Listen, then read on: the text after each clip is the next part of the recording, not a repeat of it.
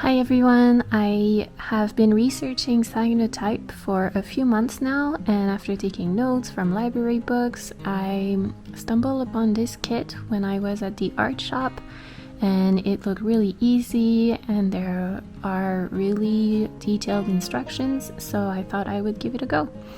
So with Cyanotype, you basically print images using the sun and water to reveal it. It sounds very magical and completely incredible, so I really wanted to give it a go. The first thing I did was prepared some watercolor paper. You need some thick paper because you will be dunking the prints in water, so you want to make sure your paper is thick enough. And I was very lucky because Stella checked each and every one of the pages to make sure they were good and ready to be used. So once that was done, I started to prepare the solution. So you basically have 2 salts in these bottles. You want to add water and then shake it well and let them sit for 24 hours. These 2 solutions on their own can keep for months, so that's great. So while we wait, I thought I would take you to the garden a little bit. It has been a really weird gardening season. It was very warm and then very cold and then warm again, and then we had smoke from the wildfires and the air quality was very bad. So now that September is almost here, I feel like I haven't spent any time in the garden and I miss it a lot, and so I'm really grateful for a few days that are clean and not too warm so that I can enjoy the garden.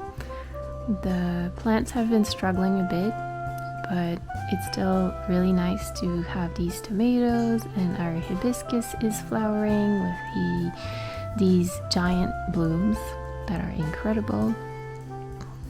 And I've been very lucky because I've planted a few rose bushes at the beginning of spring, and they are now on their 2nd flowering, and it's going on and on and on, and look at that, it's so pretty. Yummy tomatoes. And one of the things I like most about the garden are these marigolds. They are so happy and joyful, and they make me smile every time I look at them. And I think I want to plant more next year. So now that we're ready, we're going to be working in the dark. The solution is photosensitive, so it means that you need to be working in the dark. So I mixed 50 milliliters of each solution together in a little bowl, and then I'm just using this sponge brush to coat the paper in a thin layer. I'm brushing in 2 directions to make sure that the layer is thin and equally applied. And with 100 milliliters, I was able to prepare all the pages that you saw, plus 3 tote bags, so quite a lot of surface to work on. And if you were wondering, I'm doing this under the careful supervision of my 2 cats, of 2 of my 3 cats, and they are here watching over to make sure I don't make a mess.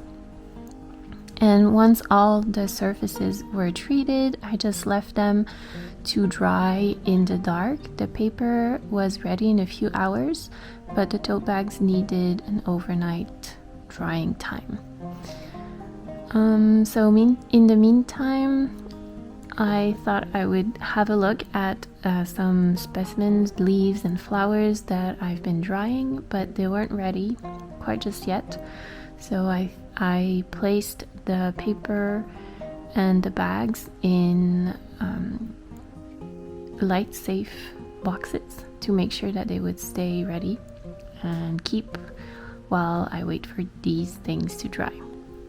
I had a few dry things that I placed on the paper and then covered with a pane of glass to keep things from moving, and I let it sit in the sun for 10 minutes. After the 10 minutes, I removed the leaves and flowers And at that point I realized that I should have taken the tape off the paper before I put the leaves and everything on, because I had to work quick so that the paper would not react to light. And then once everything was free, I just dunked it in water and let it sit in the water for 5 minutes for the reaction to stop and for the pigments to start showing their beautiful blue color. It's really magic to see everything appear, and I was really amazed by all the details that are visible, and I really enjoyed the process. It is really magic to see things appear with just sun and water. It's incredible. It was really fun learning this technique, and I'm curious to see how I'll use it in my work and what fun things I can make with this. I still have all the other sheets of paper and the tote bags to work with, so I'm very excited. So once the 5 minute was done, I just removed the sheet of paper from its bath and let it dry flat on the table. It took a few hours to be completely dried, and then I placed it under a thick book so that the paper would flatten. And this is the day after. So it stayed under here overnight, and here we go. It's so nice. I cannot believe how simple it was and how detailed the plants printed on. There are so many things to look at, and it's really nice. I love the blue color. I think it really gives it a special feel, and I cannot wait to make more. Thank you for watching. Please visit my website if you'd like to support my work as an independent artist. I also have a Patreon, and I hope you take care. See you soon.